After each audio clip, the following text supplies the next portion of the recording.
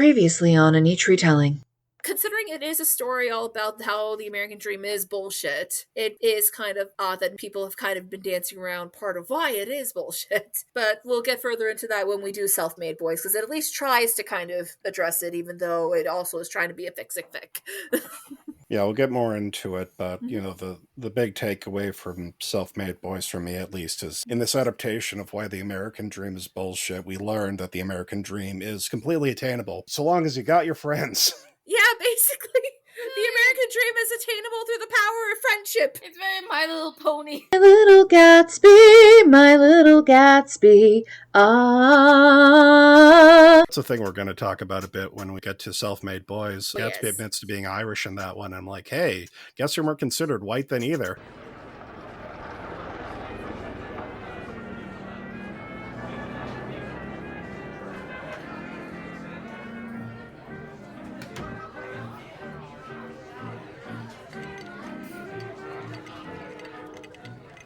In my younger and more vulnerable years, my father gave me some advice that I've been turning over in my mind ever since.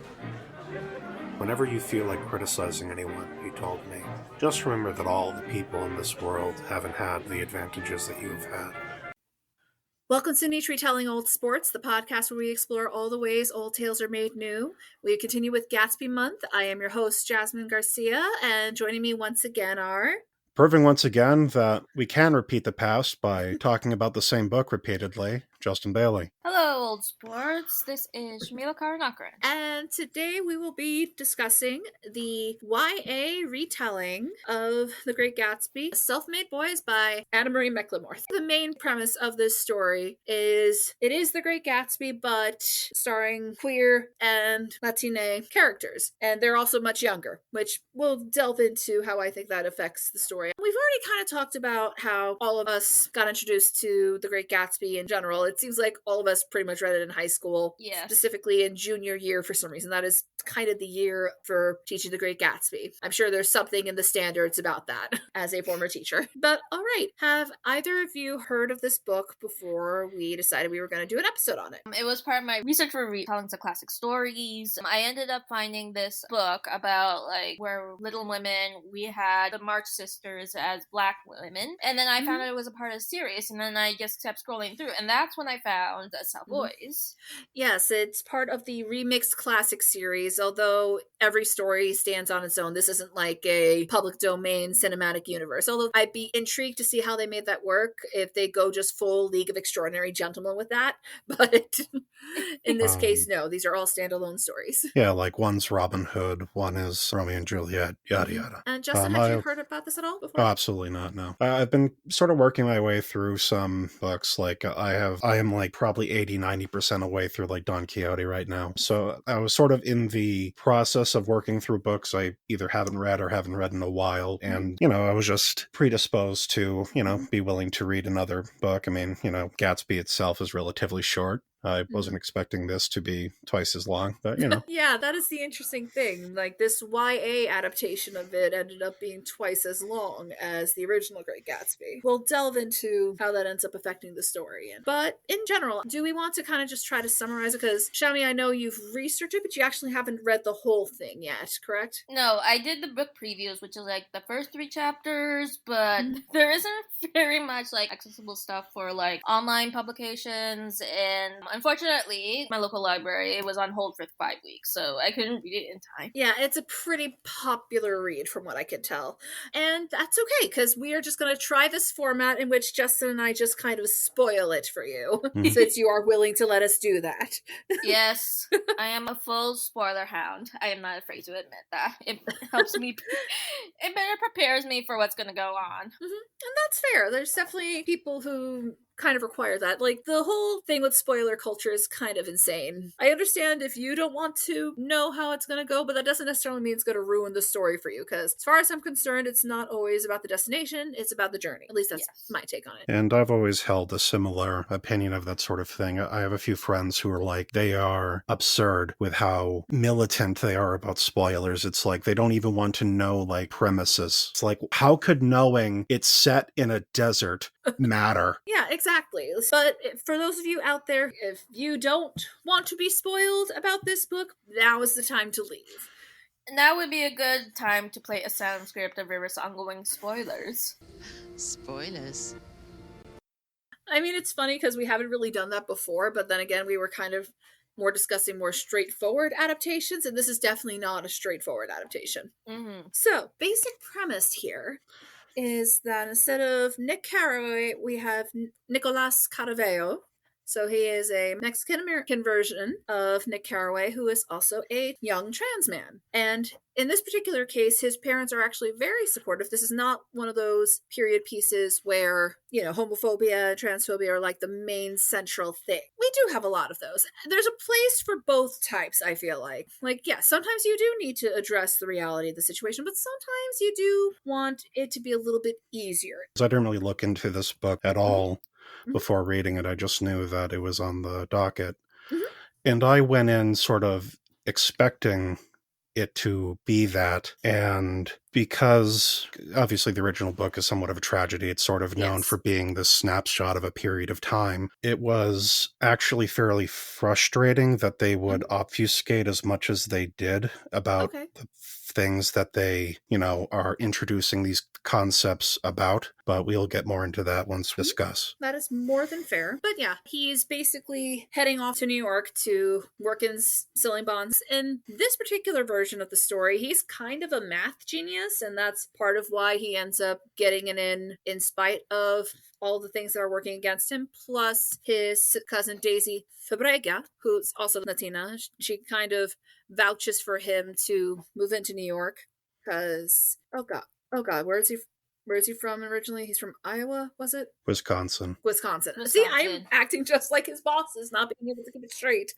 That is embarrassing. Yeah, and another thing to keep in mind is that pretty much everybody in this story is either a teenager or early 20s. The oldest character in terms of the principal cast is Gatsby, and he's 19. The name keeps slipping because they changed it just a little bit, but the Wolfsheim analog is implied to be older because they're sort of the big sister vibe, but they can't be older than like 24, 25. Yeah, I think they even said that Martha was 25.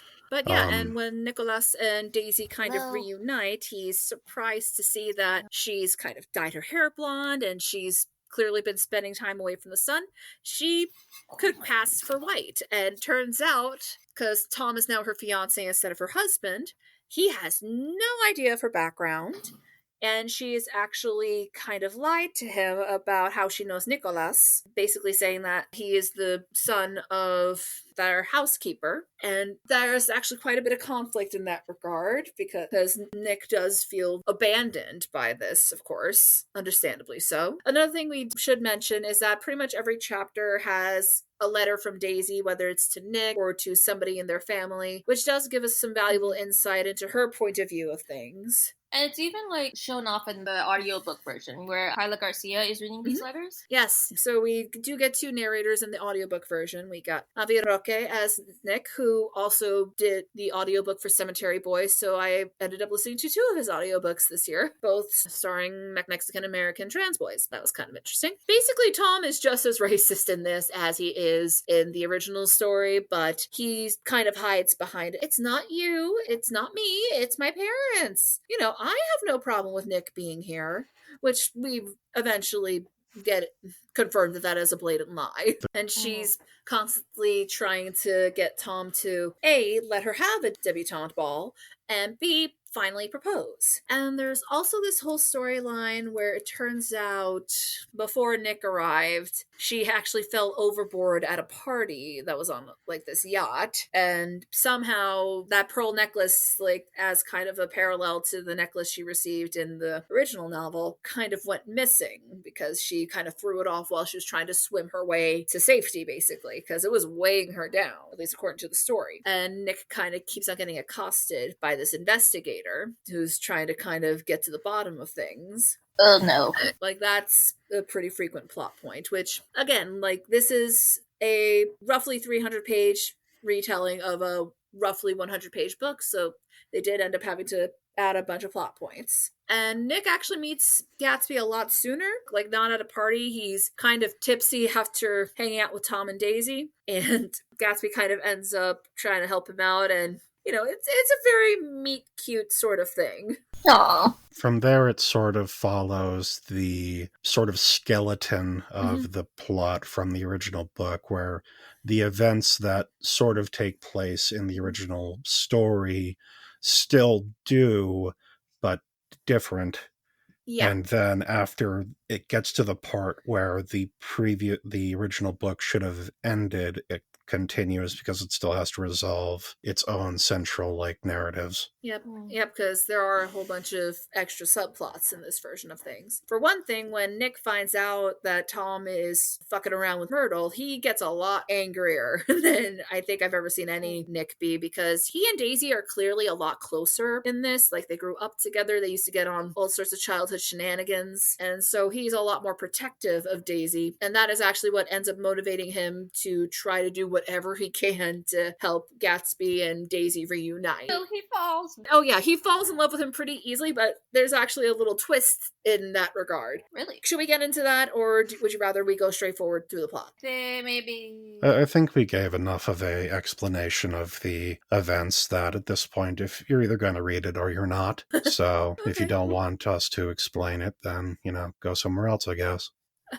No, I know. It's just that there is a few more things going on there. Specifically, Nick's birthday is actually more of an event, because what you need to realize is that Jay is also trans, and that's part of what helps them kind of connect. And Gatsby basically takes him to this gay club right behind a flower shop for his birthday, so he has a much better birthday in this version of events. And they end up justice for Nick's birthday. Yep, and they end up kissing. Yeah, there was a scene in particular that I sort of disagreed with in terms of the adaptation, because in the original book, the whole point of, it's a big knockout, drag-out fight between Jay and Daisy and Tom, and at the end of it, they go storming off, and it's this big whole thing, and the entire day has been wasted because they've been lounging around in the dead of summer, and everyone's miserable, and it sucks. And then Nick is like, oh, that's right, it's my birthday. And I'm 30 now, and this is going to be the rest of my life. But in this version, it's like, oh, well, I'm 17. There's this guy I like. Oh, he's bringing me to this cabaret. I'm around people who are more like us. And it's just it's festive. It's just people are celebrating the joy of our friendship, of our being here, of us being these things. And it's literally the opposite. It's of a joyful looking of a future. It's oh, well, I can make something of this life, as opposed to this is the life I've been stuck with. See, I definitely see your point there, Justin. One thing that did strike me is that the fact that they are basically all just older teenagers does kind of take away some of the poignancy of the story, but on the other hand, what teenager hasn't thought that their life was over that sort of thing? It definitely is different, especially since, let's face it, none of us are the target demographic for this story. We're still young bucks. We can still remember what it's like being a hip teenager, right? So it's I understand that there's a heightened emotionality to oh, these decisions will be forever. It's this person didn't dance with me in the thing. My life is over. Right? Yeah. But at the same time, I really think that it was a mistake to make them this young.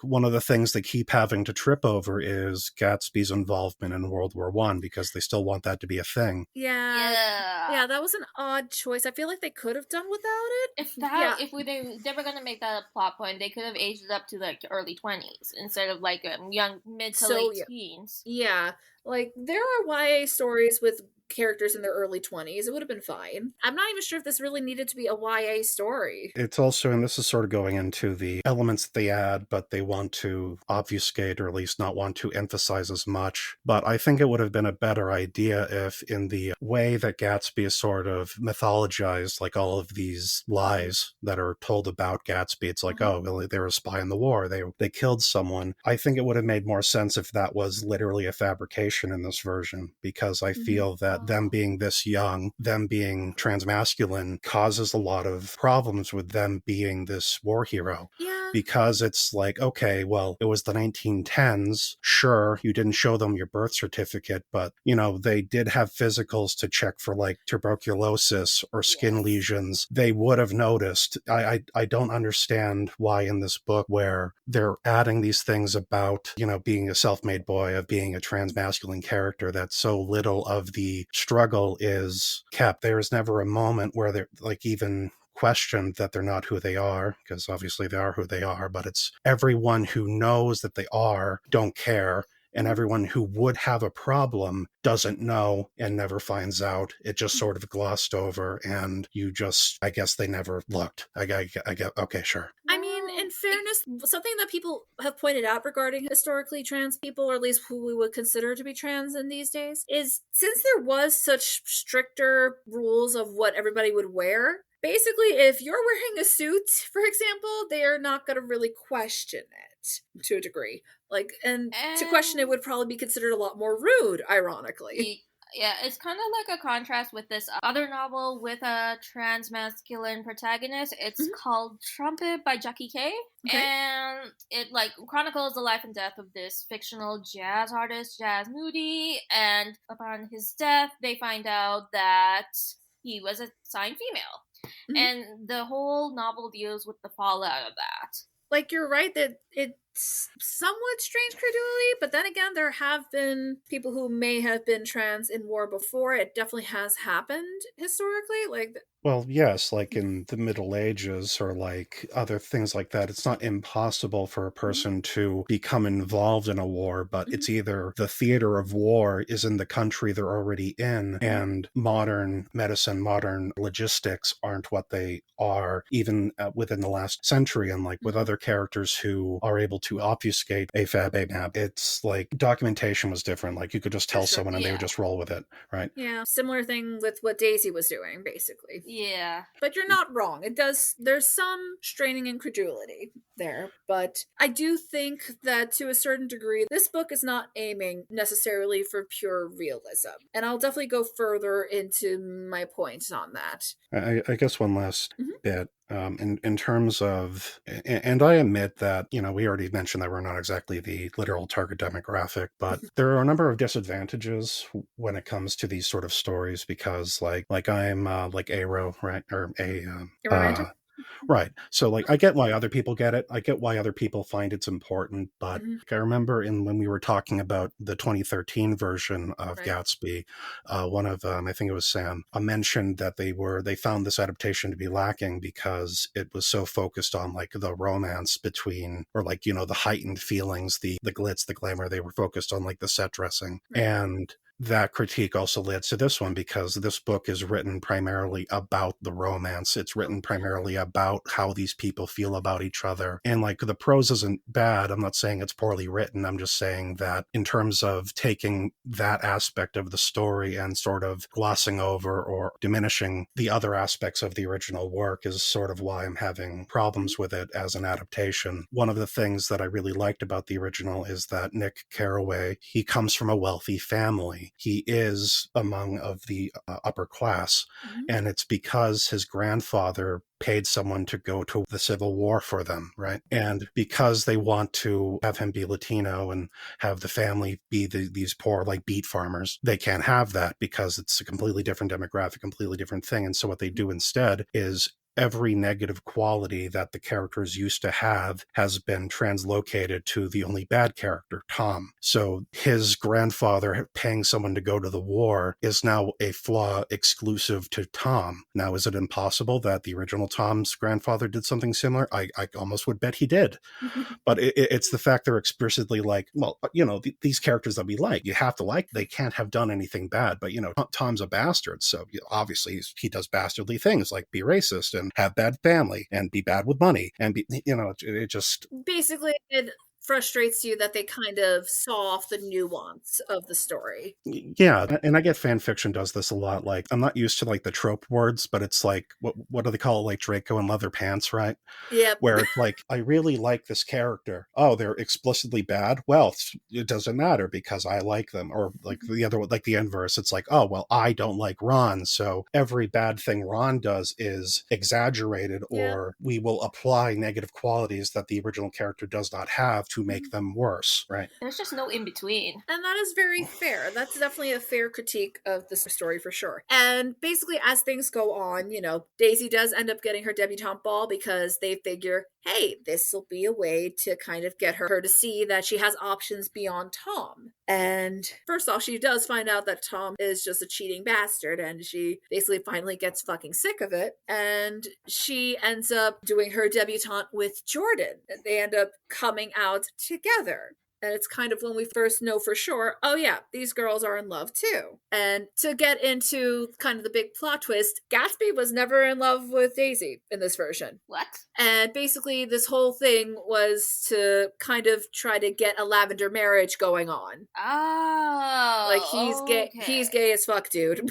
And basically he and Nick finally communicate their feelings, even though they had already kissed. Nick had just tried to brush it off. It's just like, nope, you're in love with Daisy. You were just caught up in the moment. It's the kind of misunderstanding that happens in these sorts of YA romances. And that is one part where I am torn on the issue, because I feel like it could have been more interesting if Gatsby were just bisexual and was in love with Daisy, but he comes to realize there is life outside of that. I think I would have liked to see that version. Like, it could have been a bit more like character growth on his part instead of just like, exactly. no, I'm gay. I'm just looking for a lavender marriage. Mm-hmm. It's like that kind of bisexuality erasure that keeps going on in like media, unfortunately. Yeah, it can come off that way, and it's another thing where it's kind of shaving away the nuance of the original story. That wouldn't have necessarily restored it, but it would have probably made it more so. And also in this version, George is Myrtle's brother, actually. And what? It's a bit They of are not married. They are not just married. family. They're just family. Why? How? I don't know. They just do it. I guess to make it less that Myrtle is the one cheating. I don't know. Also because, it's a YA book in this novel, which is famous for a central tragedy that didn't need to happen. Turns out the tragedy didn't need to happen. You just swerve better because Daisy in this version is a better driver and does not hit Myrtle. And so actually, it was Tom that almost hit her in this version, really? If I'm not mistaken. I thought he was the one who got ran over. Nope. We do not get so lucky. Well, again, it's part of the broader thing where every negative quality has to go to the one explicit bad character, right? Yeah, pretty much. And basically, Daisy ends up having to kind of charm their way out of, because Gatsby was about to be blamed for basically ruining Myrtle. Because I don't even remember why the brothers thought that it was he was the one that she was messing around with, but it's sort of like in the original, like they wanted to make a thing like in the original, it's they know they're doing something, but they don't know who. And in this version, it's like, well, we don't know for sure, but it's the most likely option, so may as well. Yeah, more or less. And Daisy ends up kind of charming their way out of it. It's like, she's like, no, I'm sorry. She reminds me of my sister. I've been the one just kind of taking her out on town. And Daisy is even more charming in this version than in any other version. Like, they are upping how charming she is. She can pretty much sell ice to a polar bear if she wanted. Daisy in this version, like in comparison to all the previous versions, like, and again, I've already expressed that I don't dislike Daisy and I never have, and I understand a lot of people do. But in this version, it's like they are going out of their way to expand upon Daisy, and I don't disagree with that approach. Like, I think it's interesting to sort of see more of her perspective. But again, it's the thing I keep coming back to, because they want to make these characters perfect, or at least better than they are. It's, oh, well, they're an excellent shot. Oh, they can hold the breath almost as long as so-and-so. They're charming. And like, oh, well, they don't really have this unrequited love. They're just doing this to further their own ends. And that sort of leads to like the end of the book, because, obviously in this version, because the family is not wealthy, she has to marry someone who is wealthy in order to maintain the lifestyle, but she finds a way around it by actually selling the necklace. Right. So a major plot point we mentioned earlier is that this investigator is looking for a stolen necklace, and Mhm. Nick is constantly targeted because he's the closest brown person. I actually really like those scenes because, there's a bit where like the investigator's in his house just kind of tossing over his shit. Yep. And he's like, well, I could call the cops, but they would not care. And I could go to someone else, but again, he has carte blanche here. There's nothing I can do. And the investigator's like whole conspiracy is that Nick broker. It's not broker. Yeah, something like that, yeah. Like a black market broker? Something like that, basically, which does end up kind of mattering. Like, he was almost right in that they were kind of breaking up the necklace to kind of make it easier to, transport and sell, which, as it turns out, it was Daisy who had done this all along. Ah. Yeah. And I do sort of disagree with that ending. And it's like, okay, so in the original book, the necklace doesn't really matter. It's a plot device. It's just showing the magnitude of their wealth. Yep. The Buchanans can just drop as like a wedding present this $350,000 necklace, which in today's currency would be over $5 million. It's, and she is so distraught because of the stuff of Gatsby. She breaks it and they have to like put it back together quickly. But in this version, it's like she just steals it and then she sells it and then she uses the money from selling it to a bunch of brokers or a bunch of... And she ends up dropping a whole bunch of the pearls in the ocean, and people just keep on kind of grabbing onto them as it washes up to kind of cover her tracks. Right. And it's this whole thing of like, well, this investigator was suspicious of Daisy and Nick because he's brown, but also Daisy. And it's like, well, he's correct. And it's like, well, what are you trying to say here? Well, in terms of the necklace, I think it was intentional because, like you said, it was just a representation of just how rich they were. And by the point that we find out what she's doing, we're realizing she is kind of leaving the artifice of that lifestyle behind as well as she possibly can. And at one point, a letter that she writes to Nick where she's just like, I've realized that I've been doing everything I can to possibly make people like me, but I've come to realize that if everybody loves you, no one really does. This is a Daisy that has the epiphany that she was on the edge of probably having throughout the novel. At least that's how I read it. It always did kind of feel like Daisy was kind of aware this was all bullshit, but she just never had the courage to get away from it. She was too comfortable to get away from it. And basically, to kind of get into it, this is very much a Fix It fanfiction. And what characterizes Fix It fanfictions especially is that everybody who made wrong decisions or every death that nobody liked, they figure out a way to make it not happen, to kind of get the ending that, at least for me personally, obviously I respect and love the novel as it is, but of course the nature of tragedy is that deep down you kind of want to see if it could go another way. It's kind of going back to that part in Hades Town. It's just like, we're gonna sing it again and maybe it will turn out this time. But then again, this is a novel with a cast of like brown and queer characters. Like, it would be so easy to fall into those tragic tropes that often come with those characters, and I feel like this was the author's way of trying to subvert that, but I'm not sure how well it was executed.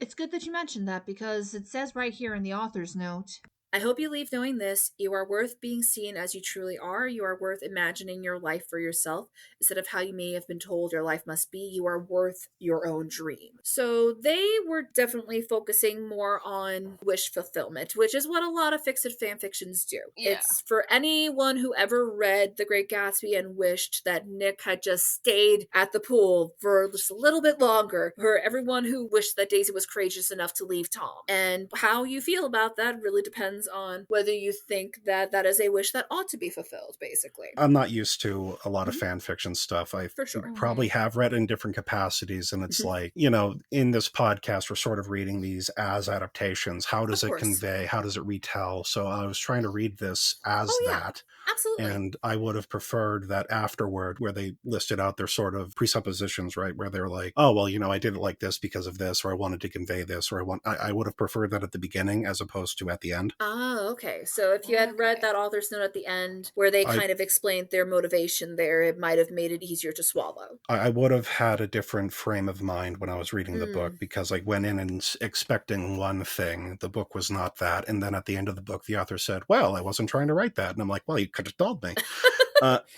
It's very fair. In terms of Fix It Fic, and I've gone back and forth on this, arguing with myself, but I sort of categorically hate it. Like, almost almost I could not be talked out of this level. Like, the thing that I kept thinking of as I was seeing them try to, it's like, oh, well, it's going to be this nice happy ending, was like, okay, in X number of years, we're going to do a remake of To Kill a Mockingbird. And in this version of the story, Atticus wins the case and Todd Robinson goes free, and the dad gets arrested because he's an abuser, and Boo Radley becomes a productive member of society. It's like, wouldn't that be nice? And yeah, that would be nice. That would be a nice version of the story. You know what it also is? Pretty useless. It defeats the whole reason people remember the story is because it had the courage, it had the conviction to show these negative aspects. And even off camera, I brought up another one in terms of like Les Mis, where it's like, oh, let's pass miserables where no one is miserable and nothing bad happens and no one at the ABC dies, and Marius, Cosette, and Eponine have like a polycule and they adopt Gavroche, and and you said that there are some fan fictions like that. Oh, that's most of the fan fiction, to be honest. Most of the fan fiction is modern AUs where it's basically a sitcom with Les Amis. That is a good chunk of the AU fan fictions. Now, that is comfort food for me. However, I definitely see the point where, yes, it absolutely goes against the whole point of the story. But again, that's not really what it's aiming for. It's an escapist fantasy where the characters you adore do manage to make it out and manage to have wacky shenanigans and happy endings. And I can also see this as a bit of a transformative work as well, because you're putting characters that never would have like been in the setting in the first place. You wouldn't have had queer characters, or you wouldn't have had brown people in like a classic piece like this. And this is just a way for the readers to see themselves represented. For sure. And to this novel's credit, it's not like all sunshine and rainbows, because Nick does end up losing his job, actually, because he sees the writing on the wall, because, again, he is a bit of a math genius in this version. He can see, okay, you guys keep doing this, it's going to end up ruining a lot of people's lives. Like, he foresaw the Great Depression. Exactly. And he ends up getting fired because that's not what they wanted to hear. And that's the thing, too, where it's like this version of Nick is both more perceptive and less perceptive. Like, he can be incredibly dense in this version in ways that are kind of frustrating, because it's like one of the central conflicts is like him disagreeing with what Daisy is doing. It's like, how can you do this? You're like betraying your family, you're betraying your lineage, you're casting aside me. And then at the end of the story, it's like, well, no, Nick, I was doing this so I could get this money and live fabulously wealthy for the rest of my fucking life, and I've paid off the debts of our entire family, and I'm now going to live my best life. And like, it basically undercuts the entire reason of why they would like, they bring up all this drama about her passing as white, and then at the end of the story it's like, oh, well, she was passing as white until she didn't have to, and then immediately stops. Yeah, it does kind of remind me of like, we discussed passing in like an earlier episode. It kind of reminds me of a little bit about how Claire was passing as white in order to survive, because she grew up with white relatives and stuff, and she really didn't have any other options than to marry a very racist husband. And in fairness, the author does out and out say that passing was an inspiration for that particular conflict as well. So this is kind of a blend between a retelling of The Great Gatsby with some smatterings of passing, but again, kind of leaning towards a happier ending. We did forget to kind of go into, because the pool does end up still factoring in, but basically they're tricking Tom into thinking Daisy has lost her mind because of jealousy, and she has a gun. So Daisy is packing in this. Oh. Like, she's actually a really good shot in this version of events. And basically they trick Tom into thinking that she's killed Gatsby and she's gonna kill him too. He ends up just kind of gaslighting him into this, or more or less. Like, they put on a whole show. It's great. It's kind of funny. And then interestingly enough, Nick kind of poses as Gatsby because it's established that he can hold his breath for a really long time. So he's just under the water, just waiting for Tom to run off. He's probably under it going, hurry up. I don't want to stay here much longer. That's more or less what happens, yeah. That is exactly what happens, pretty much. And yeah, then they all just kind of run off to leave West Egg together. One thing I keep going back and forth on, and I brought up the analog with Wolfsheim already, Yeah. but one of the interpretations that I think, I keep going back and forth on whether or not I like it or not, is in my reading of the original book, Wolfsheim is using Gatsby as like a front, and he is only useful to Wolfsheim insofar as that he can be a front, and so he feigns and is allowing him carte blanche, and then the instant he dies, he's like, oh, well, I can't use this guy anymore. Well, I believe that it's best to show your friendliness when they're alive and not after they've died, right?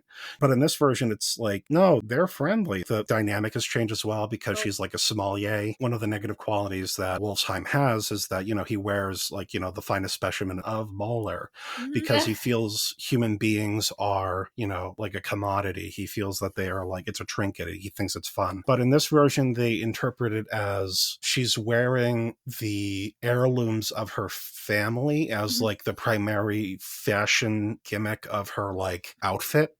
Where it's like her bracelet is like her great-grandmother's and like the dress she's wearing is in a style from a previous era. And it's like one of the specific verbiages is like she's literally wearing her family heritage, right? Yeah, because Wolfsheim is, of course, Jewish within the novel, and it's kind of portrayed very negatively. Meanwhile, with Marta, there's a lot of pride there. Like, there's a lot of queer joy. She has a lot of pride in her own heritage. Being Jewish is very much portrayed in a much more positive way in this book. And she's also a lesbian, so.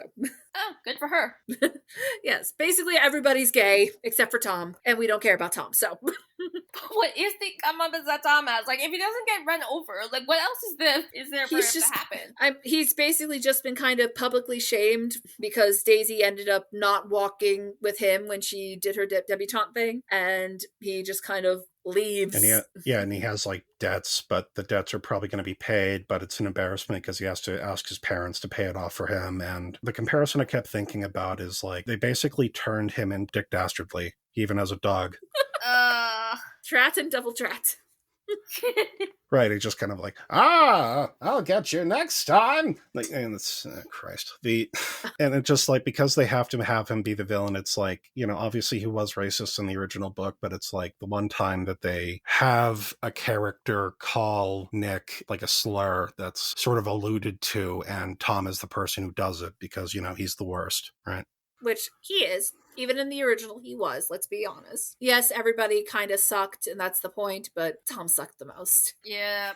And that was always the interesting thing in my reading of Tom. Yes, he is monstrous, but it's also like, it's almost like he hasn't thought through what he's doing. In the original book, Nick is like, at the end, when Tom is telling him this sob story, it's like, I want to hate him, and I do, but it's like being angry at a child. He's a child. Like, he has such an infantilized perception because of how sheltered he is that like of course he's doing evil bad things, but it's like the same way that like a toddler is like ontologically evil because they have no concept of like morality. There is a bit of arrested development there. That is the thing about privilege. It absolutely makes it more difficult for you to kind of see things as they are and to develop a sense of morality, because if you can just buy your way out of everything, why develop a sense of morality? Which, if it was a subtle reincorporation of the eventual moral of the story, which I guess is I have a joke complaint at the end. In the original story, the critique is that rich people will break things and then hide away in their money. In this version, the rich will break things and hide away in their money, and the American dream is a farce. In this version, the rich will break things, hide away in their money. However, if you also have money, you can also do that, and also the American dream is possible so long as you are able to collect a group of friends who are all independently wealthy, and then you can sort of like cross-pollinate each other's wealth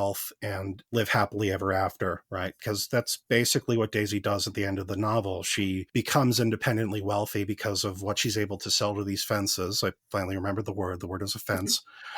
And it's like they hide away in their money. They go gallivanting around Europe and they're it's like, oh, well, I got a tan in the Mediterranean, or hey, I got, she's allowing herself to reincorporate Daisy Fabriga identity into her public persona because she now has the money to do that.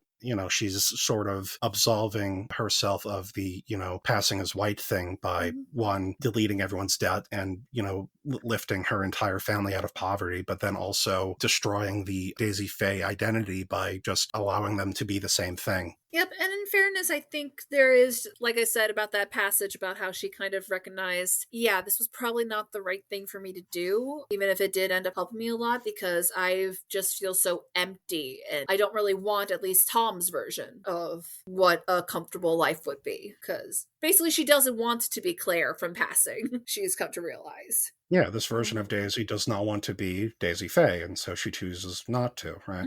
And I think that is a fine read, but again, it was sort of the way that I was introduced to the story and sort of the way that I'm trying to read it. It's like, well, sure, that's a take, but why? We kind of delved into this a little bit with the very first episode of this podcast, The Little Mermaid 1989, because obviously the Disney version of The Little Mermaid is very different from the Hans Christian Andersen fairy tale. And the point we kind of ended up drawing is that there is room for both. There is room for the tragic ending that has a point, and a point that we absolutely should not lose sight of. But there is also room for the version of events where, particularly because these are marginalized people, they end up finding something resembling happiness. There is room for both versions. Basically, there's definitely an argument to be made. Basically, if Disney wasn't so cowardly in terms of representing queer people, this would definitely be kind of a Disney-fied version. Something I would have done, and again, I've been thinking about this, something I would have done that I think would have elevated this adaptation a bit is to take it out of the 1920s. What I would have done, public domain, I hypothetically could write the story, but unlikely, is I would have set it in like 2007, 2008. Okay. And instead of Jay being a trans male, but I would keep him gay. And the thing would be, it's like, well, he's no longer a veteran of World War I. Instead, he's a veteran of Iraq and Afghanistan who was commended for his valor. But if he ever admitted that he was gay, don't ask, don't tell was still a thing then. Very much so. So he would have been dishonorably discharged and cast out. And like, sure, like him being gay in the story wouldn't have like caused the conflict, yada, yada. But it's like that sort of incorporation of these themes is what I was sort of expecting, right? In terms of, and why I'm sort of frustrated that it's not there. You were basically expecting the fact that they were marginalized identities to just add more to the basic plot line of the story to make it even more poignant that, of course the American dream is bullshit. And I definitely see that. Like one of the passages that I did sort of like was in sort of like the parallel scene where Gatsby is at the foot of the dock and looking out towards the green light, which I guess the green light has no narrative significance because he actually does not yearn for anything because he did not love anyone until he met Nick. Well, no, I wouldn't say that, because he even out and out says it's just, because he even said it, his whole idea was that obviously I can't be with a woman who likes men because I don't like women. She can't be with a man who likes women because she likes women. So if we come together, we can both find our own version of happiness. Like that was clearly kind of his point there. That's in a different interpretation, obviously, and like I get that, but it's like, in terms of longing, in terms of desire, the green light is sort of like specifically about the impossible, ineffable nostalgia of this person that he in this version has no emotional weight in. She's just useful in terms of being able to establish a lifestyle that he would like to have. Well, I mean, no, I feel like because he does clearly care about her. He even said, I just want her to be happy. Like, I think how they link up together is that just how queer people do tend to find each other even before they're out. Like, you just kind of sense how you're different. Because it's kind of implied that Daisy wasn't ready to accept that she was in love with Jordan until the debutante ball. And so I think it's just that Jay sensed a kindred spirit in that regard, where they're both kind of hiding who they truly are from the rest of the world. Right.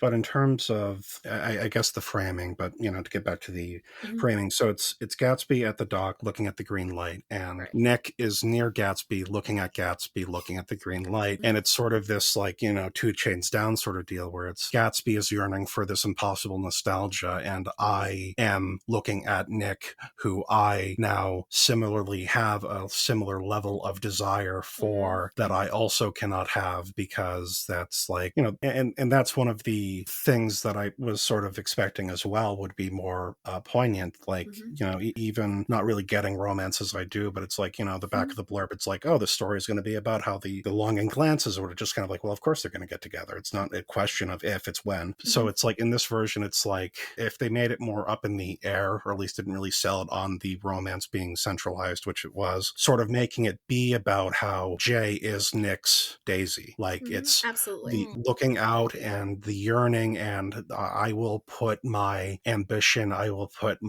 all my effort and my hopes and dreams into this individual that I want or I desire. And well, again, I didn't really get that. So again, that's why I'm like, I mean, Nick thought that he was going to have to, because the whole conflict with him was just like, oh no, I'm in love with him, but he clearly loves Daisy, and I think Daisy really loves him. Again, I do think it was a mistake to not have it that Gatsby was in love with Daisy. I think keeping that, but him growing to realize that she is not the be-all end-all for him would have actually been a lot more profound. So I do think that was kind of a mistake, especially since it was definitely framed like they were, at least how Daisy and Jay interacted, like it definitely came off like they were truly happy with each other for a short while, which I do think a Gatsby adaptation needs to at least trick you into thinking is the case. So I mean, I guess they did trick me.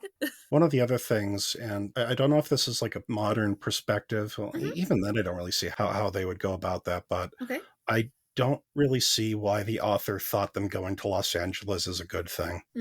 It's like, it's framed, it's like, we're going to be in the hills, we're going to be like, we're near Tinseltown, and it's like, do you have any idea of how awful Los Angeles has been to Mexican people? Like, not even in like, contemporary to when this book is set, but it's like, well, I hope you are able to shift through the 30s. I hope, like, when they were deporting people who were like born in America because they were Mexican, I hope you're able to shift through like the Zoot Suit riots where like roving gangs of like Navy men were going around beating up Mexican people because they felt they were unpatriotic. And like, I just have no idea how they like see Los Angeles and say, yes, this is where a mixed race gay couple should go in the 20s. That's very fair. I think it was sort of going back into how going west is the way to the future. Like that's the whole point of the original book anyway. But you're not wrong that with this new context that definitely has its issues. Like there's definitely a level of ahistoricalism in this story, and in fairness, the author, they definitely make a point of saying there were moments where they definitely kind of stretched how history would go, particularly in how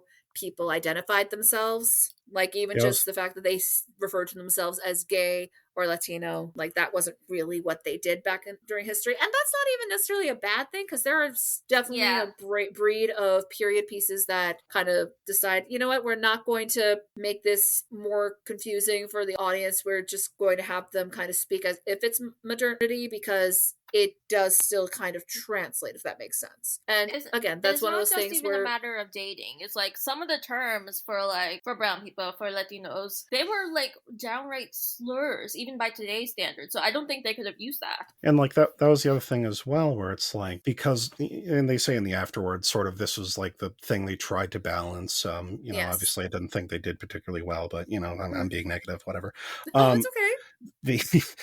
So they wanted to have it. It's like, well, obviously this time is incredibly derisive. This time is incredibly racist. This era is like the Ku Klux Klan was being revitalized, right? It's yada yada. But it's like, but I also want to use language that modern readers, the modern audience of, I assume to be like, you said it's a YA novel, and it says itself it's a YA novel. So, teenagers would understand. So this is why these characters are talking about things like, my body, or like reclamation of language, which these are only really things that in terms of like modern discourse have been sort of publicized as being like legitimate, like centralized talking points. And it's like, well, no, they wouldn't talk like that then. But, again, it's just, And your mileage may vary on how you feel about that approach, of course. Like, that approach is definitely not going to be for everybody. Evidently, it's not for you, and I get that. For me personally, of course, I really did enjoy reading this book not because I have any lack of respect for how the original novel goes. Of course not. I've even said, like, intellectually, yes, the way the novel goes is the right way to go.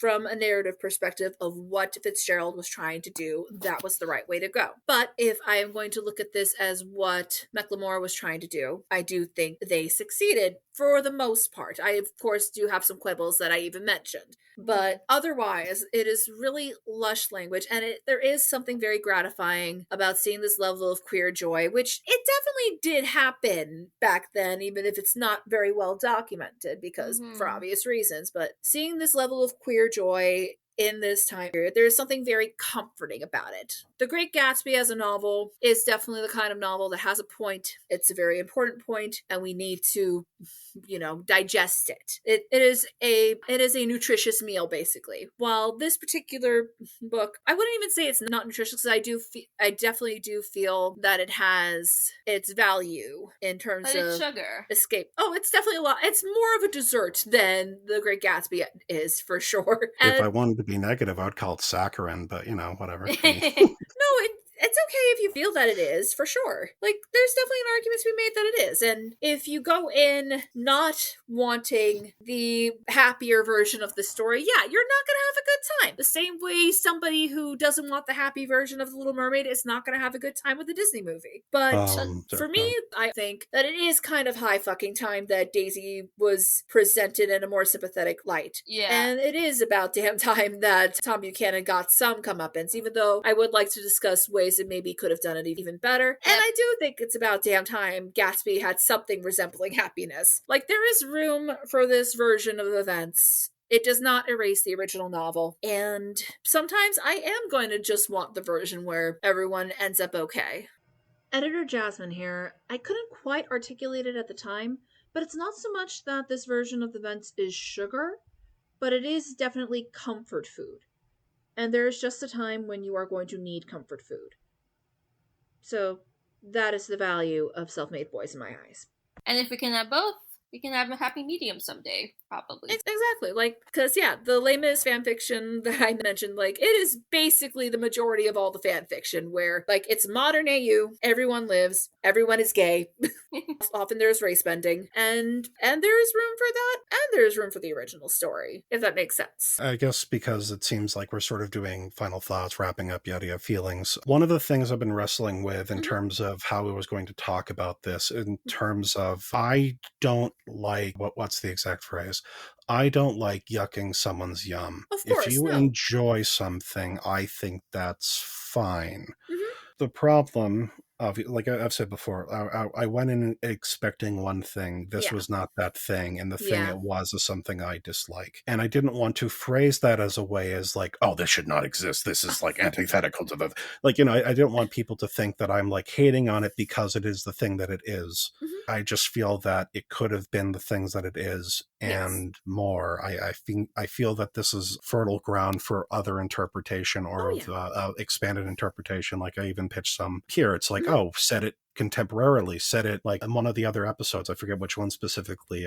Someone suggested casting Gatsby as black or of mixed race. Oh, yeah. And it's like, I really like that because it'd be like, well, perhaps it isn't that Daisy said no. Maybe it's Daisy said no because it's miscegenation and it was illegal in Kentucky. And now that they're in New York, but it's like, oh, well, shit, it's like 5 years later, like, and you're already married. Like, what the fuck happened? Like, and in that version, you could even have, like, say, sort of the same thing that they're bringing in this one, where it's like Gatsby is passing as white, but Daisy knows that he's black. There's infinite.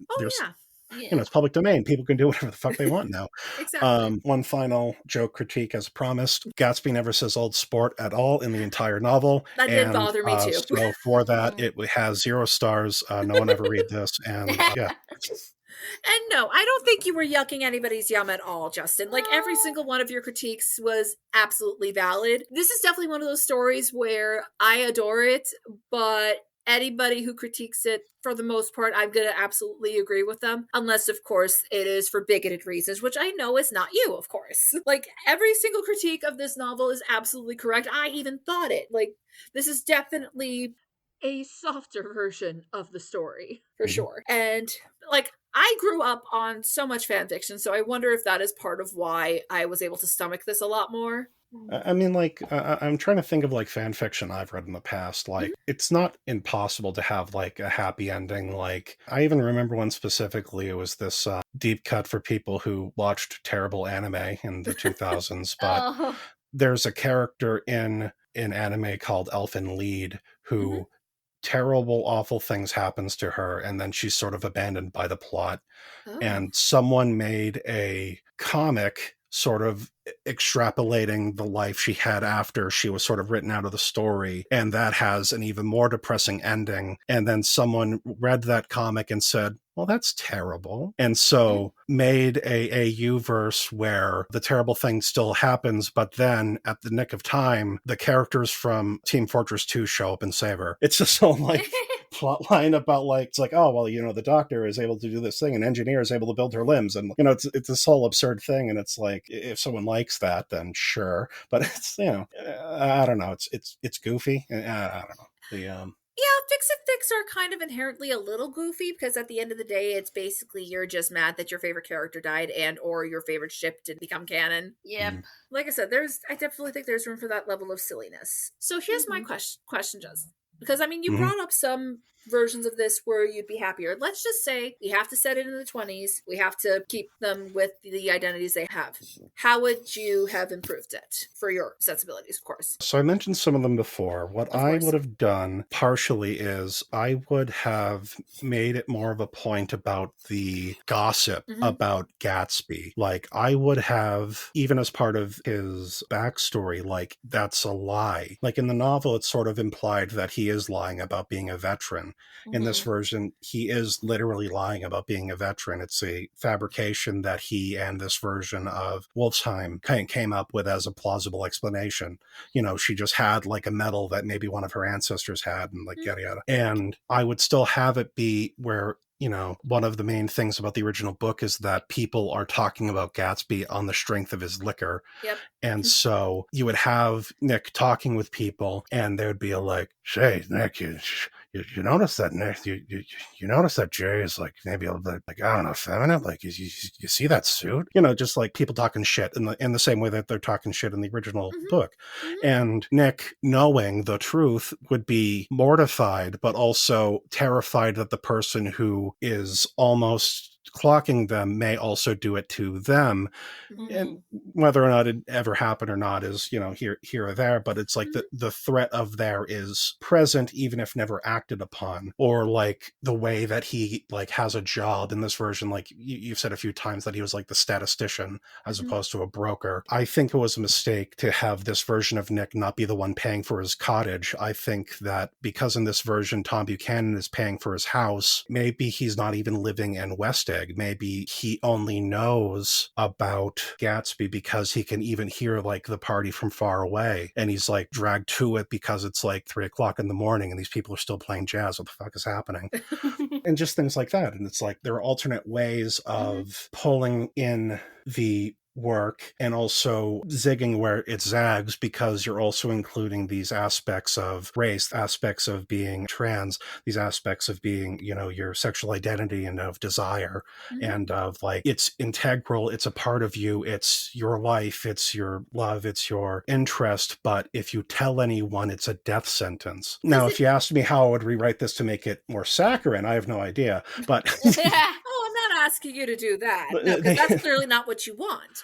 Like, right, but like, you can see, like, what I was sort of, like, expecting here, where I was like, absolutely. Again, I do think there's room for that sort of thing, because it's not that they shy away from racism or homophobia or anything like that. They don't shy away from it, but it just feels toothless a little bit. And I do think there's something to be said about if they had emphasized it more, it would have actually made the fact they do end up finding some semblance of happiness even more powerful. One of the ideas I had as well was, say you even have a version of Jay Gatsby dying, but it's not Jay Gatsby the person, it's Jay Gatsby the identity.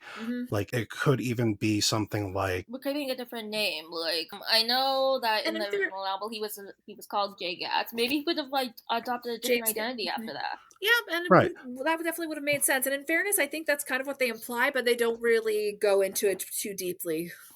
I don't even mean to that extent. I mean, like, think of it like the pirate Roberts.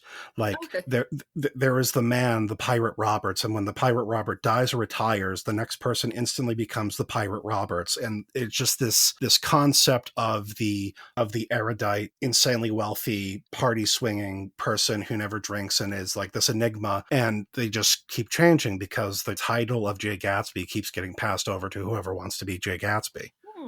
Interesting. Now, see, this is running the risk of it making Great Gatsby a legacy superhero, which I'm not against. I'm not against that idea, but it's like the same idea that like 007 is just like a title, and that and I'm not against that. That is an intriguing idea. Like I said, for me personally, the characterizations, I enjoyed them. The prose is lovely. And again, there is a part of me that is deeply satisfied by these characters actually kind of getting it right, for want of a better term. And obviously, it does not take away from the fact that I do enjoy the original for the tragedy that it is, because it's a tragedy for a reason. It's trying to tell us something, and it's that, hey, American Dream's kind of bullshit, and maybe we should stop letting rich fuckers ruin everybody's lives. And I feel like if we can have the quote-unquote bad ending versus good ending, there's also room for interpretation for an open ending. Like the kind of wait and hope that we get from Count of Monte Cristo. Yeah, for sure. Well, based on how I remember the Count of Monte Cristo, he realizes that he can no longer return to his previous life because he is so irrevocably changed because of his life as the Count that he decides to run away with his 13-year-old slave. But, you know... We do not talk about Haiti. Oh. Haiti. God. Was she still 13? Everything before that was on point, though. I kind of would like to see like an interpretation of that. Just notice how Haiti is usually written out of most of the modern adaptations. I wonder why. Also, the fact that he owns other slaves who also do things because they're his slaves. Yeah, it's an issue. It's an issue, and we will delve further into that when we finally get to a Monte Cristo thing. There are definitely some parallels there now that I'm thinking about it, but anyway.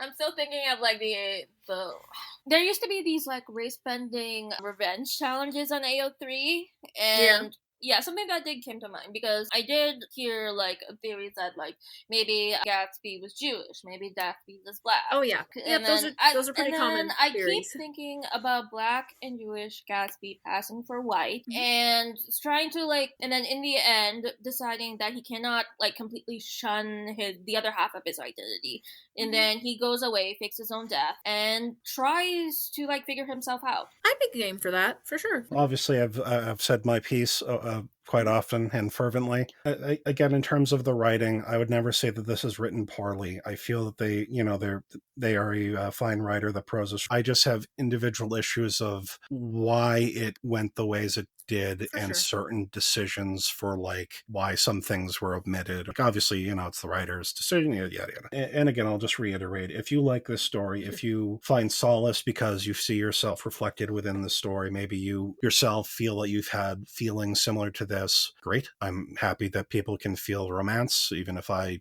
don't really get it. But yeah, this is not a book for me. That being said, I still don't think it was bad for me to have read it because now I can at least say, hey, I've read fan fiction and look at me. Aren't I special? I'm still trying to leave this on like a not negative note, but no, it's okay. Because the thing I really do want to say is like, as a book, if I wanted to look at this book just by itself as its own like story, if I ignore like some of the nitpicky like historical anachronisms, yada yada, I think it's a fine narrative. I feel that they wrote it well. However, as an adaptation of Great Gatsby, and I've seen some people review this book as like, oh, you should read this instead. Or if you have the choice, read this. And it's like, this is like among probably one of the poorest adaptations in terms of like understanding what the original is about, because it so often like thematically zigs where the book is zagging. Yeah, I will say, like, even as somebody who enjoyed it, no, I would never want this to replace the original novel. Like I said, the original novel is important. We do teach it for a reason. I realize the Western canon definitely overemphasizes certain people and not enough of everyone else, but that does not mean that it is entirely useless. And this instinct that a lot of people online have to kind of try to move away from anything that is unpleasant or portrays unlikable people, it's absolutely going to ruin a whole lot of things, if you ask me. Like, we need to deal We with need the challenging literature. Yes. We need Yeah. challenging stories. Because what else would we talk about? Obviously the world right now is going through a lot of strife, particularly within, say, communities that are represented within this book. And I understand why people would want to have a positive example of a people, fulfilling the dreams that so many people may not be able to. But at the same time, it's if you completely seal yourself in from all possible tragedy, of all possible anguish when bad things do actually happen to you in real life, because it's life, it happens, you're gonna get kicked in the head and you're not gonna know what to do. Escapism absolutely has its place. We all need a little bit of escapism, but if that's all you're doing, it's not really an escape anymore. It's just where you are. Yeah, it just, to quote Tony Goldmark, it's just a new kind of prison. Well, considering that there was, fan fiction of the original Gatsby, who's to say that you can't write fan fiction for self-made boys? You can explore so many different avenues that way, and it just continues the cycle of creating. Yeah, absolutely. The cycle of retelling the stories. I mean, that is the very nature of this podcast here. I said more, and I want to reiterate as well. Gatsby is public domain. It is the common culture of everyone who is alive now. We all own Gatsby. If you want to write it in any way you desire, you can, because we all own it. The same reason people can make terrible adaptations of books that are 500 years old. We can just do that now. and if that's what you want, then that's good. And I am happy that you are allowing yourself to express your own ideas, your own opinions, your own narratives, your own stylings through work that you find inspirational, or you find compelling, or you find useful. Yep. To kind of get back to the author's note, basically, they even say when they first read The Great Gatsby as a teen, they knew 3 things. They were pretty sure Nick was in love with Jay. Daisy enthralled them as much as they infuriated them. And they had a feeling this story wasn't done with them. And this is how they translated all of that. And what's beautiful about being able to retell these stories is that whatever your lens is will make it into it, and therefore will give it new meaning, new life. All right. Plugs. Let's do it. You can find me as for Karuna on Tumblr, and my GoFundMe is still going, so if you're able to donate, if you can. Plugs for me is I have this time-based plug on my desk that if you plug it into the outlet, it will have a little clock that turns off at a certain time of day. And I feel this is important to bring up because I have no plugs to actually say. And as always, you can find me at Faye Riviera on Twitter, Tumblr, and TikTok. And additionally, we now have a Twitter account for this very podcast. Please follow us at IER Podcast. Coming up next is the finale of Gatsby Month. We did have to make some adjustments because we're not 100% sure if Muppets Present the Great Gatsby would be us crossing the picket line in light of the SAG strike. So we will be back next week with a different finale altogether. And hopefully when the studios fix their hearts and fix the writers and actors' paychecks, we'll be able to post it then. We stand with the strike, of course. And remember, stories gain power in each retelling, and we would not have these stories without the writers and actors, damn it.